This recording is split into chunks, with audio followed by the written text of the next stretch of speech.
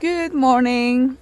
Welcome to my channel. If you are new here, my name is Ellie. I live in Portugal for many years, off grid, and I'm still loving it. Right now, I am taking a walk with the doggies, and today's video it's gonna be a vlogish, but I'm also gonna share why and that we lived for so many years, for 13 years off grid without really a garden. So that's what this video is gonna be about, and yeah, that it's possible. Right now it's really early in the morning. I'm taking the doggies for a walk. As you can see, I don't know if you can see it on the camera, but this is summer 2025. We have a lot of fires going on, wildfires. It smells for some days now of smoke, really strong. We had some fires close by. There's a lot of people who lost their homes. It was also close by us. So this time of everybody's really edgy, and in this area actually we didn't have that much fires. Like I said, we live here for some time now, and it's like more to the north or to the south, and here also, but not so close where we live. And this year and the last few years it really came really close by. So it's very foggy. The air is full of smoke. You can just smell only the smoke. So yeah, hopefully it's gonna cool down next week because it's really hot, and hopefully that the wind will stay still so the fire can be controlled. But there is a big one in the middle of Portugal and yeah, it is what it is. And I'm saying wildfire, yeah, that's some of them that are accidentally, some of them are wildfires, some of them are not. So it really is it is really sad to hear stories. And also, yeah, it's just everyone is a little bit on edge, getting ready and being prepared if something happens. So yeah, that's how it is here. It's part of life. So for now I'm gonna finish my walk, and I have to go a little bit early because I have to drive to the local market, which is like 40 minutes drive, and I don't want to come back in the freaking heat. So, and then I'll see you in a bit.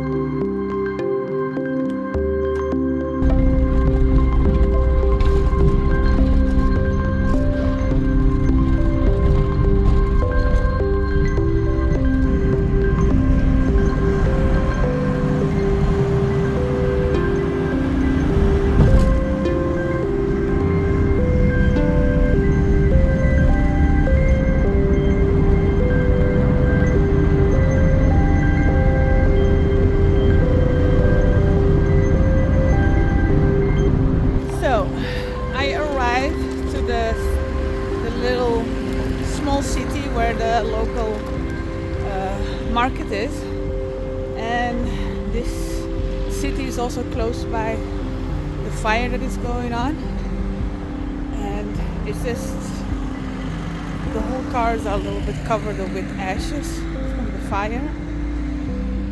And also on top of that, I didn't came here for some time now because of the summer. I don't like to drive in the heat to go and get my veggies, but it's also high season. It's the summer, so a lot of immigrants are here, Portuguese immigrants. So to park the car, it's like all the way there because it's every summer busy. It is nice to have a lot of people, but it really is not. It's really awful to see this ashes falling from the sky, and yeah, it's just really sad, you know. All those trees, all the animals. Anyways, so I'm on my way to the market, see what is left, because I thought I was gonna be early, and of course I'm not, because lately somehow I cannot manage to get myself on time. So I hope there's still some veggies, and yeah, and that's it. See you in a bit.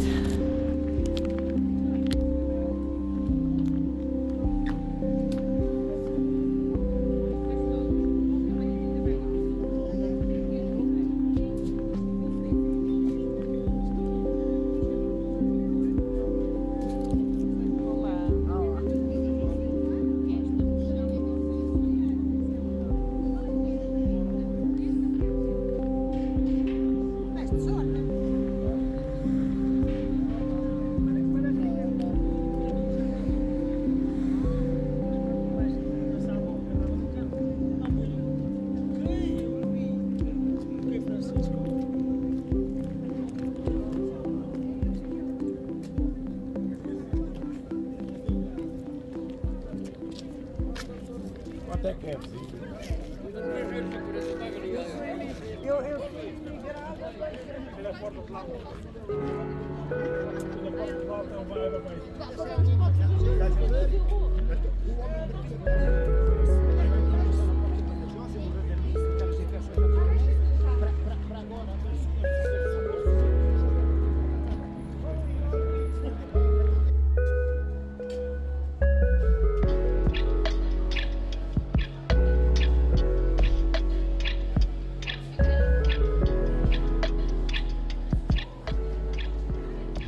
A lot of people ask me about our off-grid garden.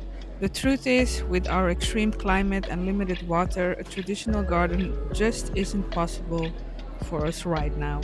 But living off-grid isn't about doing everything yourself, it's about finding smarter, more connected ways to live.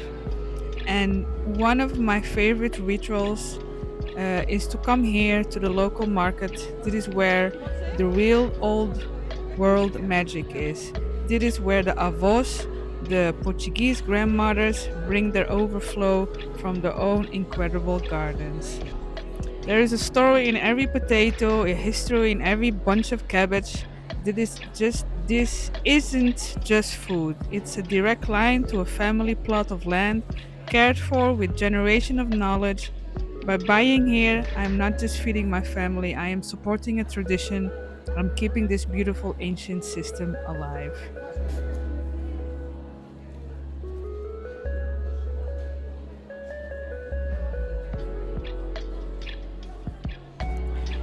If you are enjoying this little trip to the market, feel free to subscribe for more of our off-grid journey, and I would love to know in the comments where do you source your local food.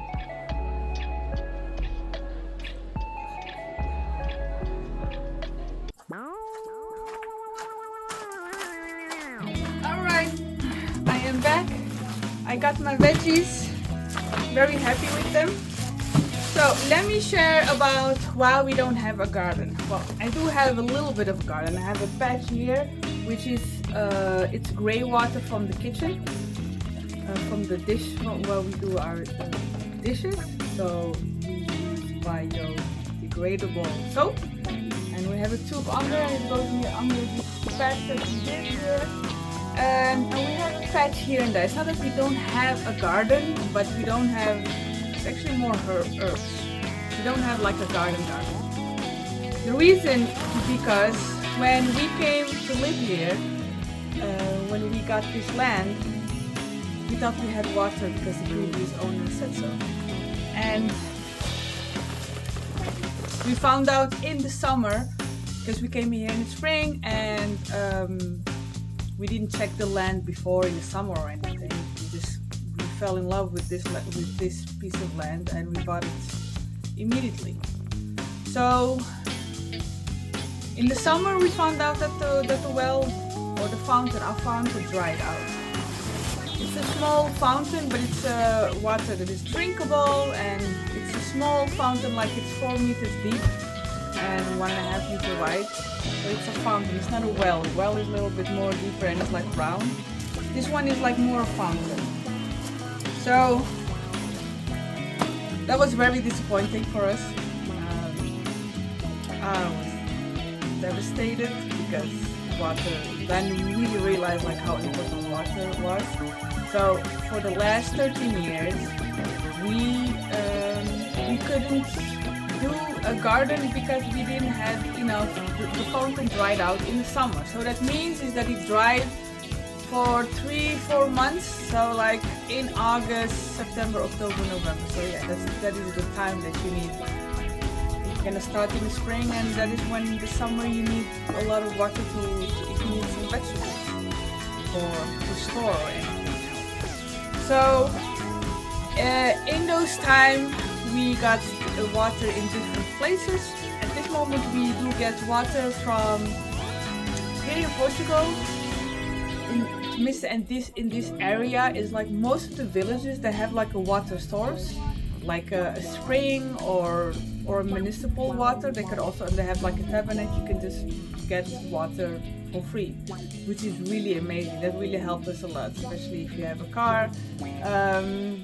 You can just get water. So the years before we had only water that we collected, or that we brought, that is for washing. That's it, and a little bit of water here and there if we have some kind of a plant or whatever, but that's it. We couldn't water anything. So the plants that we got is only plants that they are very durable, that they can go with a little bit of water during the summer. So that's what we did for the last 13 years, and it worked fine. It was what it is. We still want to have a borehole for in the future, but for now it is good how it is. I do have a good news. Normally that the fountain gets dry in the beginning of the summer all these years, but this year somehow, because we had a lot of rain last year or this year, and I don't know what's happening, but the water is filling up. So we still have water. We still get water for the shower, but we are still having, it's filling up for the first time. Like the level of the water is filling up, and it didn't dry it out. This is our first year that it's like filling up, and it's like I don't know what we. A lot of things can happen. Danielle did some things that the water, because we live in a valley, and the water, when it comes from the mountains, when it rains really hard, he did some kind of a maneuver of directing the water to this area. So because it used to go to the path that's where we come down with the car, and then that track every year it gets all ruined, like with holes and everything. So my partner directed that water to this side instead of that side, and I don't know, I think it could have definitely helped, and the rain definitely also is helping. So yeah, and our land, we are not plowing it, so we are leaving it to absorb all the water and to keep all the water. So maybe it is paying off. But in this 13 years, there's a lot of things that I also actually learned about, of coming here and having the dream of like living a sustainable life. And yeah, you come to realize a lot of things that that you have in your head, or you fantasize about it, or you think, oh, it's so easy to achieve, and it's actually really not. So that is, in these 13 years, I learned a lot about myself, and the pressure of, at least that I put on myself, because you want to have a sustainable living and off-grid life, and you see around you what people are doing, especially in this area. A lot of people are coming here to live an off-grid life. So it's not that it's a competition. Well, in a way there is, because you're gonna compare, and I did, because there's a certain way of sustainable living, to have your own garden, to harvest your own things, to save energy, the whole off-grid living. I don't have to explain that what it is, but and I discovered, because we didn't have water, so our life is different, because we have to work for things and to buy stuff, and it's a different kind of a life. And for me, it was really a lesson of like, I'm glad that I didn't have the water and I didn't have the garden, because it gave me a chance to discover what I really wanted, and not to have like this sustainable living and to put all, because it takes a lot of energy and a lot of time. And if that really is that what you do, that you want, you have the green fingers, you know, like with gardening and everything. Because I know people around me they can just look at the plant and the thing will just grow by itself, get shoots or whatever. They just have that thing. I don't have that. I like my bushes, I like my herbs, I like my medicinal herbs. That, yeah, I'm in for that. But like gardening, I tried it so many times in different areas, and with a lot of water, and oh man, it's just not easy. It's just not easy to have a garden like that. You really have to have experience. Not only that, you need to have so many failing that you're gonna have to fail, because every land is different. For example, here is very clayish, so it takes a lot of try out and to find out how you can improve your soil to grow your veggies. And we planted a lot of things, and a lot of plants or trees died because of our, just because how it is. Our soil is, or we do. It's also the way of like knowing what to plant and how to plant it. You just have to have the thing for it, the feel for it, and you can learn that. I am sure that you can learn that, but I didn't have the patience for that. And looking around me, like, because I didn't have that, it gave me the chance to find out other things that I am passionate about. And it's more for me, it's like designing and crafting, and that gave me the chance of living off-grid to discover that part of me, and not to go with the pressure of living off-grid, of the sustainable living. It's just, and the time that it will take, because living also here gave me also to see like what it really takes to have a garden. First of all, you need a lot of water. Like, there's no joke about that. You just need a lot of water, period. If you want to have that way of like covering the soil, and you don't have to plow, and that takes years before you're gonna have that nourishing, really rich soil. That doesn't happen like that. And if you want to do it a traditional way, with the plowing and just the regular traditional way, you need a lot of water. And not only that, it's a full-time job, because we know people who do this for a living, and they're very successful in it, and it's amazing to see that. But I know the story also. It's a lot of work. It's a full-time job, and with 2 people, and it's a lot of work. So yeah, it's just like, I don't know, maybe I do want it in the future when we're gonna have a borehole, or we'll start to learn, but on a small scale. And I am happy to buy my vegetables from the locals. And so that is what I really learned from living off-grid, that you don't have to do exactly the same as everyone is doing. If it's not meant to be, it's not meant to be. If it's not your thing, it's also okay with that. You can do a lot of other creative things with your life and living off grid. And you could work and you can buy stuff, and that's what we are doing, to buy from the locals. I love to have the only thing that we are doing here.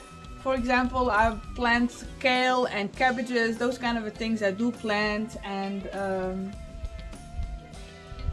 yeah, we have like pumpkins or courgettes. We planted so many times every year. Like, I don't know, 2 years we had like a real pumpkin. But normally it's just like decor. Like you see the whole pumpkin or the courgette thing. It looks like, oh, you have a garden, but it's not. As long as I have my mint, I'm good. And yeah, we have a lot of lemon balm. I need to prune all this and clean it up. And normally I just put cabbages, and because those are just low maintenance and they're good for you. That's my greens. At least I have my greens fresh. And the thing is, I also don't use it that much. Also, I forget to use it. For the rest, that is the reason why we don't have a garden yet. It will come in the future. I want that, because like vegetables. Oh, my thing that I really want, and it still is my dream, is to have a patch of pumpkins.